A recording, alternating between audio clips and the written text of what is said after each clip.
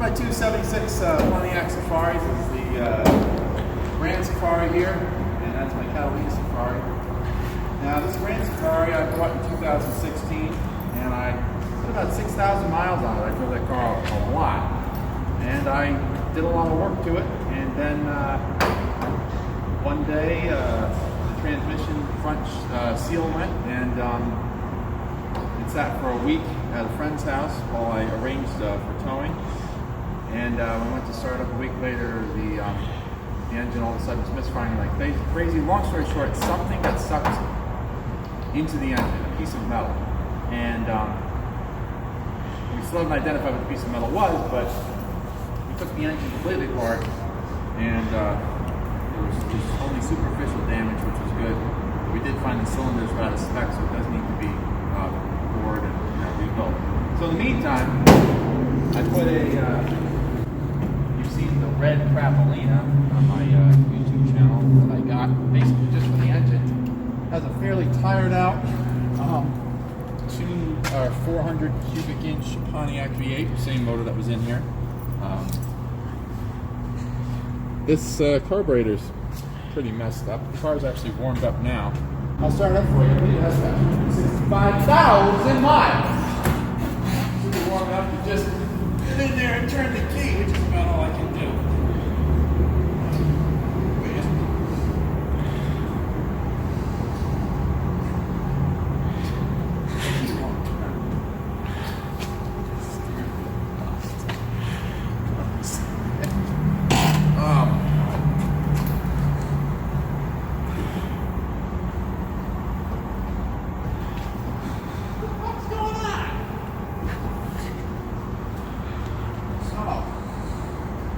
Wrong keys.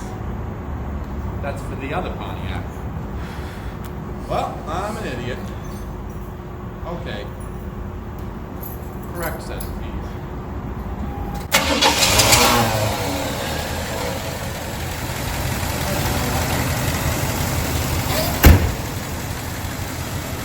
Like I said, this motor's got 265,000 miles on. It's kind of tired out. It's got sort of a valve flicker sort of noise.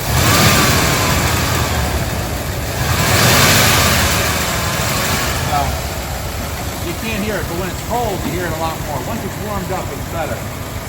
Although I noticed that, like on the highway, when you're doing like 55 or over, so you do kind of hear it inside the car instead of a rattling, a lifter sort of noise, I think. This engine had a lot of sludge under the valve covers.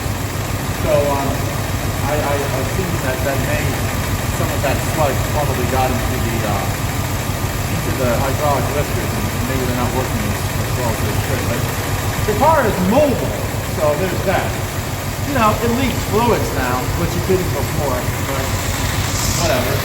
So take a look at this contraption over here. You're probably wondering what the hell a car like this has designed for. Remember I said that there was like sludge in the motor? Well, what it was it was almost like, not really sludge, I guess. It was more like a hard carbony buildup. And it sort of caked all the rocker on. And when we cleaned it all out, a lot of it got into, we cleaned it as best we could, but a little bit of it got into the motor. And what happened was, it would plug up this stock oil filter, which, believe it or not, is like about this big. It's like a little bit bigger than a can of soda, honestly. It's maybe like the size of a can of soup. Anyway, so what happens is when the flow through the filter is uneven, going in to going out, there's a bypass valve that trips. So your motor doesn't lose lubrication. It just doesn't filter the oil, and then your oil light comes on in the dash. So we tried a couple of things. I found a larger filter that would fit on it, on the factory filter adapter. It lasts a little bit longer, but eventually you plug up. So we bought this behemoth off of, I think it was Summit. And this uses these are like a equivalent of a Fram PH8A. These are actually the ones that my older Ford used. And we have actually yet to have these plug up. So this has been working really well. So lots of good flow through the oil passages now, and This motor could easily go another 265,000 miles.